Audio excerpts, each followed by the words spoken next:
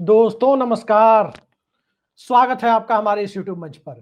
दोस्तों, बात जब सियासत की हो और सियासत भी पाटलिपुत्र की सियासत हो, बिहार की सियासत हो, तो सियासत के निराले रंग रूप जो अब तक देखे गए हैं वो अपने आप में निराले रहे, लेकिन उससे कहीं ज्यादा निराला चुनाव इस बार देखने को मिल रहा है। इस बार बिहार का चुनाव ऐसा लग रहा है कि एक गठबंधन ऊपर से दिख रहा तो एक गठबंधन अंदर से दिख रहा। और नीतीश कुमार के जिस खेल की चर्चा हम करते हैं, आज ऐसा लगा कि नीतीश कुमार ने शाम होते होते 5:30 बजते बजते नीतीश कुमार ने अपना पहला ट्रेलर आज दिखा दिया कि आखिर वो बिहार की सियासत में क्या करने वाले हैं। आखिर चिराग मॉडल 2020 से घबराए हुए नीतीश कुमार जिस तरह से 5 साल का कार्यकाल उन्होंने नंबर 3 पार्टी रहते हुए पूरा किया, वो किसी चमत्कार से कम नहीं था। भले ही पलटा पलटी के आरोप लगे, लेकिन 5 सालों के कार्यकाल के बाद अब जो उम्मीद जताई जा रही थी और जिस प्रकार से भारतीय जनता पार्टी बिहार के समर में उतरना चाहती थी, यूं कहे उतर गई है।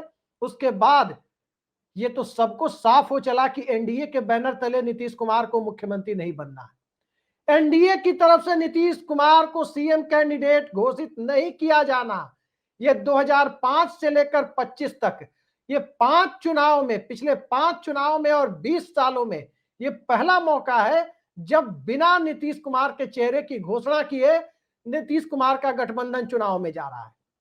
2005, 2010 और 2020 3 चुनाव में नीतीश कुमार एनडीए गठबंधन में थे। तीनों बार वो चुनाव से पहले सीएम कैंडिडेट घोषित हो चुके थे। 2015 के चुनाव में नीतीश कुमार महागठबंधन में थे। उस वक्त भी नीतीश कुमार सीएम कैंडिडेट घोषित हो चुके थे। खुद मुलायम सिंह यादव ने उन्हें सीएम कैंडिडेट घोषित किया था। लालू यादव ने उन्हें तिलक लगाया था। लेकिन आज नीतीश कुमार को तिलक लगाने के लिए कोई तैयार नहीं है। घर के बड़े बुजुर्ग की तरह चिराग मॉडल के तहत नीतीश कुमार की पार्टी की सब दुर्दशा कराने वाले चिराग पासवान मंच पर पैर छूते हुए भले ही नजर आए कि वो नीतीश कुमार के पैर छू रहे हैं, लेकिन क्या नीतीश कुमार उन्हें माफ करने की स्थिति में है? माफ करने की स्थिति में है या नहीं, इसकी चर्चा हम आगे करेंगे। लेकिन आज शाम में 5:30 बजते बजते सोशल मीडिया के माध्यम से नीतीश कुमार ने जो अपना पहला ट्रेलर दिखाया और जिस तरह से अपने कंस्टिट्यूएंसी को, अपने वोटर्स को संकेत दिया, उसके बाद तो बिहार की सियासत में क्या होने वाला है और नीतीश कुमार के मन में क्या चल रहा है, वो तस्वीर अब साफ होती जा रही है। पहले जरा इस ट्वीट को देखिए जो नीतीश कुमार ने आज शाम में किया है, और इस ट्वीट की पूरी भाषा पर आप नजर डालिए। बिहार के सबसे बड़े अल्पसंख्यक समुदाय यानी मुस्लिम समुदाय को नीतीश कुमार ने सीधी अपील की है। पिछले 20 सालों में उनके लिए क्या क्या किया वो सब बताया है। और पहली बार यह दिखाई दे रहा है कि नीतीश कुमार अपने पॉलिटिकल करियर में समुदाय विशेष से अलग से अपील करते हुए नजर आ रहे हैं। सियासत के चाल चरित्र और चेहरे का नीतीश कुमार को भी अंदाजा है, तो तेजस्वी यादव को भी अंदाजा है। मैंने पहले ही आपको पूर्व के वीडियो में बताया था कि किस तरह से नीतीश कुमार की महादलित कंस्टिट्यूएंसी को नहीं छेड़ा गया और एनडीए की तरफ, महागठबंधन की तरफ से महादलित डिप्टी चीफ मिनिस्टर कैंडिडेट यानी उप मुख्यमंत्री के चेहरे का ऐलान नहीं किया गया, क्योंकि महागठबंधन को पता था कि भाजपा और लोजपा जिन 129 सीटों पर लड़ रही है, वहां महागठबंधन को महादलितों का वोट मिलने में परेशानी नहीं है। परेशानी है तो नीतीश कुमार की 101 सीटों पर है।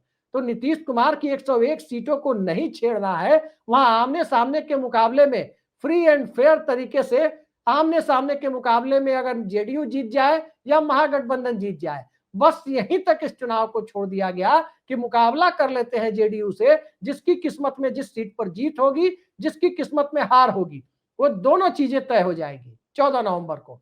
लेकिन आज जब नीतीश कुमार ने माइनॉरिटी से अपील की, मुसलमानों से सीधी अपील की, विनम्र अपील की, आखिरी पैराग्राफ जो हमारी स्क्रीन पर आप ट्वीट देख रहे हैं उस पर नजर डालें तो साफ जाहिर हो जाता है कि वोट की अपील वो किसके लिए कर रहे हैं और ये अपील नीतीश कुमार क्यों कर रहे हैं। दरअसल एनडीए और एनडीए समर्थित जदयू के बीच, एनडीए समर्थित जदयू में बीच का समर्थित वर्ड कब गायब हो जाए, कब वो समर्थित शब्द हटा लिया जाए, जो बिहार भाजपा अपने ट्वीट में करती है कि एनडीए समर्थित जदयू के उम्मीदवारों को जीत की अग्रिम शुभकामनाएं, इस तरह के ट्वीट जो किए जाते हैं, वो समर्थित वर्ड बीच से कब गायब हो जाए, वो शब्द कब डिलीट हो जाए, कोई नहीं जानता। लिहाजा नीतीश कुमार ने फूंक फूंक कर कदम रखने शुरू कर दिए। जरा सोचिए, नीतीश कुमार मुसलमानों से अपील कर रहे हैं। किस पार्टी के साथ वो गठबंधन में है? वो भारतीय जनता पार्टी के साथ गठबंधन में है। गुजरात के 2002 के महाबवाल के वक्त गुजरात के मुख्यमंत्री रहे नरेंद्र मोदी के साथ गठबंधन में है, जो अभी देश के प्रधानमंत्री हैं। उन नरेंद्र मोदी के साथ वो गठबंधन में है जिन नरेंद्र मोदी ने पिछले लोकसभा चुनाव में मंगलसूत्र छीनकर, भैंस छीनकर मुसलमानों को दे देंगे, इस तरह से चुनाव लड़ने का काम किया था और चुनाव आयोग ने कोई कार्रवाई तक नहीं की। इस तरह से चुनाव लड़ने वाली पार्टी के साथ रहकर यदि नीतीश कुमार अपील कर रहे हैं, तो क्या यह अपील है या एक संकेत है? बिहार के वोटर्स के बीच जमीन पर जो धारणा बनती जा रही है, और उस धारणा को पूरी तरह से खारिज भी नहीं किया जा सकता कि सरकार किसकी बनेगी ये तय नहीं है, लेकिन राजद और जदयू दोनों मिलकर 122 का आंकड़ा यदि पार कर जाएं, तो मैसेज यही जाएगा कि एक है तो सेफ है। बिहार में भारतीय जनता पार्टी का मुख्यमंत्री तब नहीं बन पाएगा, किसी भी सूरत में नहीं बन पाएगा अगर राजद और जदयू को 122 सीटें साझे तौर पर हासिल हो जाती है। एनडीए में कुछ सीटें 60, 70, 75 सीटें जदयू को, 60, 70, 75 सीटें राजद को उधर मिल जाती है। मतलब दोनों मिलकर 122 के बहुमत के आंकड़े को छू लेते हैं। तो क्या उस परिस्थिति को भांपते हुए नीतीश कुमार ने अपील की है? काफी हद तक परिस्थितियां हैं, और परिस्थितियों से आगे जाकर देखें तो भारतीय जनता पार्टी ने जिस तरह से जनता दल यूनाइटेड के अंदर कथित तौर पर स्लीपर सेल तैयार करने की कोशिशें की, अब उस पर नीतीश कुमार ने एक बार कार्रवाई 2022 में की, राज्यसभा के चुनाव में तमाम तरह की बातें कही गई। खुद उस वक्त की पार्टी के राष्ट्रीय अध्यक्ष, उस वक्त जनता दल यूनाइटेड के राष्ट्रीय अध्यक्ष ललन सिंह ने प्रेस कॉन्फ्रेंस कर कहा था कि कौन कौन से लोग भाजपा के पास जदयू को लेकर गए थे। उसमें राज्यसभा के मौजूदा उपसभापति का भी नाम लिया था, दिल्ली के एक पत्रकार का भी नाम लिया था, उस वक्त के केंद्रीय मंत्री और जदयू के पूर्व राष्ट्रीय अध्यक्ष आरसीपी सिंह का भी नाम लिया था, और अपने बगल में बैठे हुए संजय झा का भी नाम लेते हुए कहा था कि एक तो बगल में ही बैठे हुए हैं। स्वाभाविक है कि अब राष्ट्रीय अध्यक्ष की भूमिका में नीतीश कुमार खुद हैं। जनता दल यूनाइटेड की तरफ से अभी कुछ महीने पहले नीतीश कुमार के बेटे निशांत कुमार ने जरूर यह मांग की थी, एक बार नहीं 3 बार 4 बार मीडिया के सामने आकर कहा कि उनके पिताजी यानी नीतीश कुमार को सीएम कैंडिडेट डिक्लेयर किया जाना चाहिए। वो प्रधानमंत्री नरेंद्र मोदी और अमित शाह दोनों से ये आग्रह कर रहे थे, अब तक घोषित नहीं किया गया। अब तो विधायक दल से नेता चुने जाने की बात कही जा रही है। ये कॉन्फिडेंस बीजेपी को जब आने लगा, ठीक उसी वक्त जेडीयू ने अपना खेल शुरू कर दिया। और खेल कैसे शुरू कर दिया? आप सब ने, दरअसल हम सब ने अपने बचपन में शक्तिमान सीरियल देखा है, जो दूरदर्शन पर आता था बच्चों के लिए, हम सब ने अपने बचपन में देखा है। और उसका एक बड़ा चर्चित डायलॉग है, गंगाधर ही शक्तिमान है। कमोबेश इसी अंदाज में जमीन पर मौखिक तौर पर जनता दल यूनाइटेड की 115 विधानसभा सीटों पर 2020 के विधानसभा चुनाव में जुमले की तरह एक नारा लगता था, भाजपा ही लोजपा है, लोजपा ही भाजपा है। तब चिराग पासवान की पार्टी नरेंद्र मोदी का हनुमान बनकर नीतीश कुमार के खिलाफ चुनाव लड़ रही थी, उनकी पार्टी के खिलाफ। नीतीश कुमार को जेल भेजने की बातें भी कर रही थी। अब नीतीश कुमार मुसलमानों से अपील कर रहे हैं, तब तो साफ जाहिर है कि उन्हें पहले से पता है कि न तो अगर मुसलमान पिघलते भी हैं, चाहे जितनी संख्या में पिघले, कम पिघले ज्यादा पिघले, मुसलमान अगर पिघलेंगे तो एक तो नीतीश कुमार से गारंटी चाहेंगे कि अगर उनकी 101 सीटों में बिहार के मुसलमान, बिहार के अल्पसंख्यक 85, 90, 95 सीटें जनता दल यूनाइटेड को जीतने के हालात पैदा कर दे, तो इस बात की क्या गारंटी है कि नीतीश कुमार दोबारा भाजपा के साथ नहीं जाएंगे? ये गारंटी तो उन्हें चाहिए, तभी जाकर नीतीश कुमार को वोट देंगे। और स्वाभाविक है कि मंच से ये गारंटी अभी नीतीश कुमार एनडीए में रहकर दे नहीं सकते, और यदि वो कहीं दे भी दे, अलग से बंद कमरे में बैठक बुलाकर अल्पसंख्यक नेताओं की बैठक बुलाकर ये गारंटी दे भी दे तो उनकी इस गारंटी पे भरोसा कौन करेगा? क्योंकि अविश्वसनीयता के पैरामीटर पर बार बार बिहार में गठबंधन बदलने के कारण नीतीश कुमार अविश्वसनीयता के पैरामीटर पर नंबर 1 की स्थिति में बिहार में जरूर पहुंच गए। और उस स्थिति में जाने के बाद यह बात जरूर है कि तमाम परिस्थितियों के बावजूद बिहार का आम अल्पसंख्यक वोटर इस बात को तो स्वीकार करता है कि कम किया ज्यादा किया, नीतीश कुमार ने कुछ तो किया उनके लिए। इस बात को लोग निजी बातचीत में स्वीकार करते हैं, लेकिन एनडीए गठबंधन में नीतीश कुमार है तो उन्हें वोट देने की स्थिति में वो चले जाएंगे, कम से कम ये बात पक्के तौर पर दिखाई नहीं देती। हाँ, ये हो सकता है कि जहां छोटी पार्टियों से जेडीयू का मुकाबला हो, मसलन वीआईपी जैसी पार्टी जिनके विधायकों के टूटकर भारतीय जनता पार्टी में जाने का इतिहास रहा है, उन सब सीटों पर अल्पसंख्यक समुदाय के मतदाता जनता दल यूनाइटेड को वोट दे दे, या उन सीटों पर जहां लग रहा हो कि महागठबंधन का कैंडिडेट कमजोर है, जेडीयू का कैंडिडेट भारी पड़ रहा है, उन सीटों पर माइनॉरिटी वोटर स्विच करके नीतीश कुमार के पाले में जा सकते हैं। लेकिन जाएंगे भी तो इस गारंटी, इस एश्योरेंस के साथ जाएंगे कि भारतीय जनता पार्टी के साथ दूरी बढ़ाने की समय सीमा नीतीश कुमार खुद तय करें। कम से कम इस तरह के संकेत देने शुरू करें कि भारतीय जनता पार्टी के साथ उनका रिश्ता अब खात्मे की तरफ है। लेकिन नीतीश कुमार की जो राजनीतिक अदा है, कभी वो संकेत देते नहीं है, एक झटके में अलायंस बदल देते हैं और लोगों को पता भी नहीं चलता कि अचानक रात भर में क्या हो गया कि सुबह होते होते क्या से क्या हो गए, देख नीतीश कुमार पर लागू होना शुरू हो गया। ये परिस्थितियां बिहार में है और नीतीश कुमार जब अपील कर रहे हैं तो सीधी सी बात है कि नरेंद्र मोदी और नरेंद्र मोदी के स्वघोषित हनुमान को अल्पसंख्यक तो उनके लिए पिघलेंगे नहीं।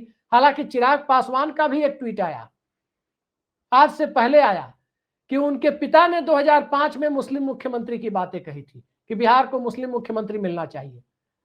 सवाल यह है कि पिता ने तो उनके बहुत कुछ कहा था, लेकिन उनके पिता और वो खुद भारतीय जनता पार्टी के साथ गए और साथ जाने के बाद बहुत सारे माइनॉरिटी के मुद्दे पर चुप्पी साधी। ये बात जरूर है कि वक्फ कानून के मुद्दे पर नीतीश कुमार की पार्टी का स्टैंड भी बिहार की माइनॉरिटी को नागवार गुजरा है। लेकिन क्या इसके बावजूद बिहार का अल्पसंख्यक समुदाय किस आधार पर, किस पैरामीटर पर वोटिंग कर रहा है, ये 6 नवंबर के 1-2 दिन पहले ही जाकर तय होगा। और कैसे तय होगा? दरअसल बिहार के माइनॉरिटी के सामने 2-3 परिस्थितियां हैं। नंबर 1, प्राथमिकता यह है कि भाजपा का मुख्यमंत्री बनने से कैसे रोका जाए, और वो आधा काम खुद भारतीय जनता पार्टी ने यूं कहे कि कुल्हाड़ी पे पैर रख दिया या पैर पे कुल्हाड़ी पड़ गई, दोनों ही परिस्थितियां एक है, कुछ काम कर दिया। जाति गणना के बाद के बिहार में लगभग आधे टिकट भारतीय जनता पार्टी ने 10% अपर कास्ट यानी ऊंची जातियों को दे दिए। 90% आबादी को 50% में सिमटाने का काम किया। उसके बाद बिहार में वैसे ही मैसेज चला गया कि बिहार में जो पिछड़े वर्ग के लोग हैं, भारतीय जनता पार्टी उन पर भरोसा करने के लिए तैयार नहीं है। और यह संशय और गहरा हो रहा है जब नीतीश कुमार का नाम बतौर सीएम कैंडिडेट ऐलान नहीं किया जा रहा है। और इन सब परिस्थितियों में नीतीश कुमार माइनॉरिटी से अपील कर रहे हैं। तो माइनॉरिटी के सामने, अल्पसंख्यकों के सामने परिस्थितियां साफ साफ है कि वो अपनी प्राथमिकताओं को पहले तय करे कि उसे करना क्या है। एक प्राथमिकता तो यह है कि किसी तरह भाजपा का सीएम बनने से रोके। अब वो कैसे रोकेगी, किस आधार पर वोटिंग करेगी, क्या सीधा एक गठबंधन के साथ जाएगी या टैक्टिकल वोटिंग करेगी? जैसे उत्तर प्रदेश में भाजपा जब 60 लोकसभा सीटों तक पहुंच गई थी 1998 में, उसके बाद वहां के अल्पसंख्यकों ने टैक्टिकल वोटिंग शुरू की। और जब टैक्टिकल वोटिंग शुरू की तो टैक्टिकल वोटिंग होती क्या थी? चुनाव के 2 दिन पहले फैसला करते थे, सीट वाइज फैसला करते थे। 85 लोकसभा सीटें तब यूपी उत्तराखंड में हुआ करती थी कि किस सीट पर भाजपा के मुकाबले किसका कैंडिडेट मजबूत है, सपा का, बसपा का या कांग्रेस का। जिसका जहां मजबूत दिखा उसके साथ एक तरफा चले जाते थे। तो क्या इस टैक्टिकल वोटिंग की परिस्थिति को बिहार अपनाने जा रहा है? ये बड़ा सवाल है और आज की तारीख में हम कुछ नहीं कह सकते कि वाकई बिहार के अंदर टैक्टिकल वोटिंग की परिस्थिति को अल्पसंख्यक वोटर अपना लेगा। और टैक्टिकल वोटिंग की स्थिति को कब अपनाया जाता है? जब यह तय हो चले कि एक पार्टी या एक गठबंधन मुकाबला करने की स्थिति में नहीं है। आज की तारीख में बिहार की माइनॉरिटी को, अल्पसंख्यकों को लग रहा है कि महागठबंधन में तेजस्वी यादव मुख्यमंत्री बन सकते हैं। यदि यह लग रहा है तब तो जनता दल यूनाइटेड की अपील का कोई मतलब नहीं। लेकिन यदि यह लग रहा है कि तमाम कोशिशों के बावजूद एनडीए गठबंधन को ही चुनाव के पहले का 11 नवंबर की शाम तक का जो एनडीए गठबंधन है उसे ही बहुमत मिल रहा है, तो उस परिस्थिति में जेडीयू से बड़ा, बीजेपी से बड़ा जेडीयू को बनाने के लिए अल्पसंख्यक वोटर टैक्टिकल वोटिंग पर जा सकता है कि जेडीयू की सीटों पर जेडीयू को सपोर्ट किया जाए और भाजपा लोजपा की सीटों पर महागठबंधन को खुला सपोर्ट किया जाए। क्या होगा भविष्य के गर्भ में है। लेकिन आखिर महागठबंधन के अंदर जो गंगाधरी शक्तिमान है वाली बात और भाजपा ही लोजपा है, लोजपा ही भाजपा है वाली 2020 वाली जो परिस्थिति थी, अब वो 2025 में कैसे दिख रही है? जमीन के हालात को यदि देखें तो बिहार में भाजपा और लोजपा, हमारी स्क्रीन पर आप देख सकते हैं, पूरा डेटा मौजूद है कि भाजपा और लोजपा 129 सीटों पर चुनाव लड़ रही है। भाजपा को 101 सीट मिली थी, लोजपा को 29 मिली थी, कुल जमा हुई 130। लेकिन एक कैंडिडेट तो चुनाव के पहले ही हिट विकेट हो गए, एक का नामांकन रद्द हो गया लोजपा कैंडिडेट का, तो कुल जमा 129 सीटें हैं, भाजपा और लोजपा लड़ रही है। और यहां पर जो जेडीयू का कोर वोटर है, खासकर नीतीश कुमार का स्वजातीय वोटर और महादलित वोटर, जो कहीं ना कहीं भारतीय जनता पार्टी के साथ जब से भाजपा के नेता संविधान बदलने जैसे बयान देने लगे उसके बाद से वो बहुत कंफर्टेबल महसूस नहीं कर रहा है। वो बाबा साहब भीमराव अंबेडकर के थॉट के साथ जाता हुआ दिख रहा है, उनकी सोच के साथ जाता हुआ दिख रहा है। तो नीतीश कुमार के कोर वोटर के बीच भाजपा और लोजपा की सीटों पर 129 सीटों पर तीर ही लालटेन है, लालटेन ही तीर है कि हालात जमीन पर बनते जा रहे हैं। कई सोर्सेज से इसकी पुष्टि हो रही है। लालटेन कहने का मतलब राष्ट्रीय जनता दल का चुनाव चिन्ह और राष्ट्रीय जनता दल के सहयोगी दलों का चुनाव चिन्ह, और तीर कहने का मतलब जनता दल यूनाइटेड का चुनाव चिन्ह। लेकिन ध्यान रखिए, ये 129 सीटें जो हमारी स्क्रीन पर आप देख रहे हैं, उन 129 सीटों में राष्ट्रीय जनता दल के खिलाफ 69 सीटें, जी हां 69 सीटें भारतीय भाजपा लोजपा मिलकर राजद के खिलाफ लड़ रहे हैं। कांग्रेस के खिलाफ 35 सीटें लड़ रहे हैं, 17 सीटें लेफ्ट के खिलाफ लड़ रहे हैं बीजेपी और लोजपा मिलकर, और 7 सीटें अन्य के खिलाफ। 169, 35, 17 और 8 सीटें, 7 नहीं 8 सीटें लड़ रहे हैं अन्य के खिलाफ, जिसमें वीआईपी और आईपी गुप्ता की पार्टी भी है।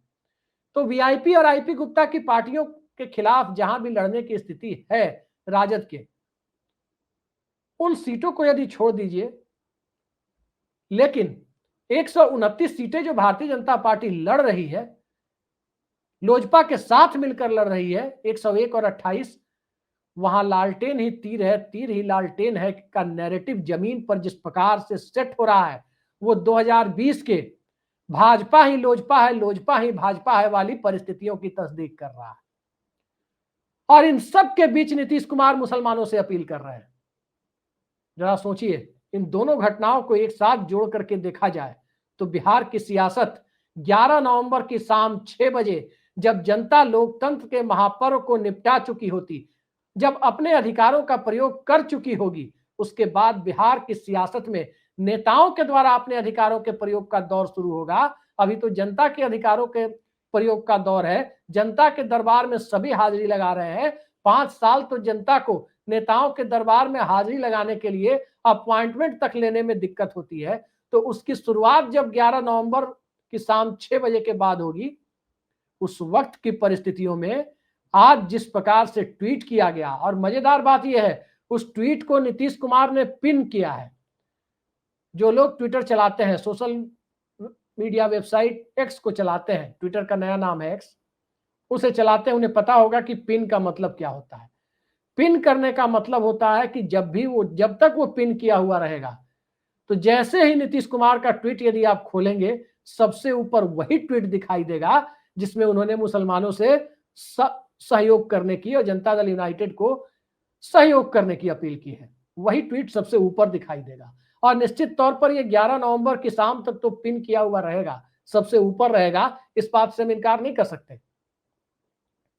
तो बिहार की सियासत में गंगाधर ही शक्तिमान है। ये परिस्थितियां अब और ज्यादा बलवती होती जा रही है और ताकतवर तरीके से सामने आ रही है, और जिस तरह से सामने आ रही है उसके बाद बिहार के चुनाव की चाबी 2-3 पैरामीटर्स पर जाकर सिमटती हुई दिख रही है। नंबर 1, बिहार के अल्पसंख्यक मतदाताओं की प्राथमिकता क्या है? क्या वो भाजपा को रोकने के लिए वोट कर रहे हैं या महागठबंधन को जिताने के लिए वोट कर रहे हैं? एक इन दोनों में से एक चुनाव करने की स्थिति यदि बनेगी तो वो क्या करेंगे मुझे नहीं पता। नंबर 2, बिहार का अति पिछड़ा महादलित और लौकुश समाज क्या इस बात को स्वीकार करेगा और 129 सीटें जो भाजपा लोजपा की है, क्या उस पर वो सपोर्ट करने के लिए तैयार होगा? बिना नीतीश कुमार के नाम के ऐलान हुए क्या उनका सपोर्ट करने की स्थिति में तैयार होगा, या तीर ही लालटेन है, लालटेन ही तीर है, उन परिस्थितियों को और ज्यादा मजबूत करता चला जाएगा?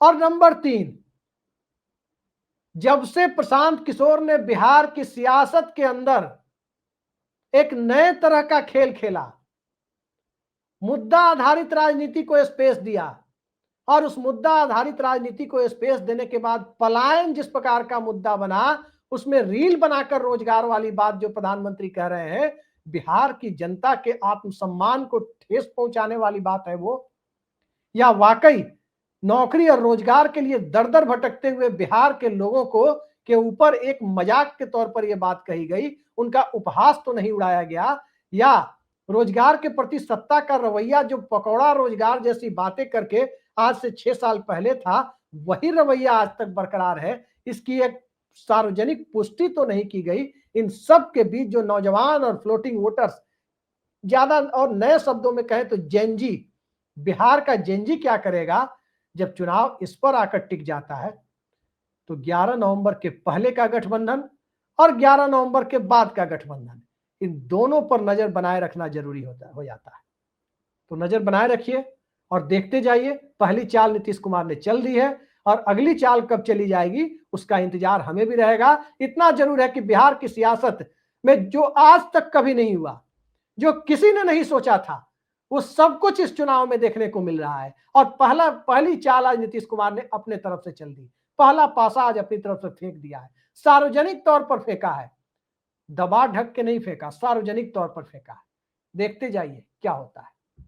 आज के लिए इतना ही। नमस्कार।